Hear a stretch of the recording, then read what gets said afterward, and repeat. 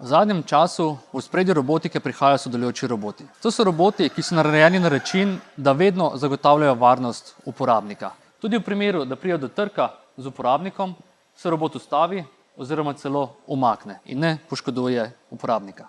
Sodelujoči roboti so namenjeni sodelovanju skupaj z ljudmi. Sodelovalna aplikacija združuje najboljše lastnosti obeh svetov. Hitrost in ponovljivost robotov ter prilagodljivost in kognicijo človeka. Primer sodelovalne aplikacije je robotsko vijačenje.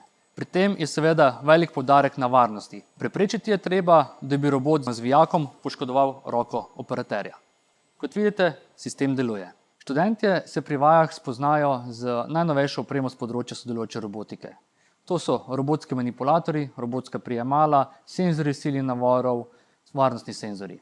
Na ta način pridobijo potrebne kompetence, da postanejo integralni člen pri vpeljevanju sodelujoče robotike v industrijo, pa tudi na področja, kjer mogoče robotov ne bi pričakovali.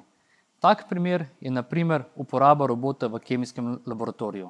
Odprtost in povezljivost sodelujočih robotov sta nam omogočila izvedbo laboratorijskih vaj tudi v času pandemije.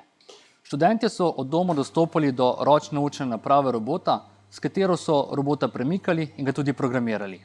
S kamerami pa so spremljali gibanje robota v prostoru. Naloga je bila identifikacija zobnika na tekočem traku, z robotom so ga nato pobrali ter na podlagi informacij senzorjev sile na vrhu robota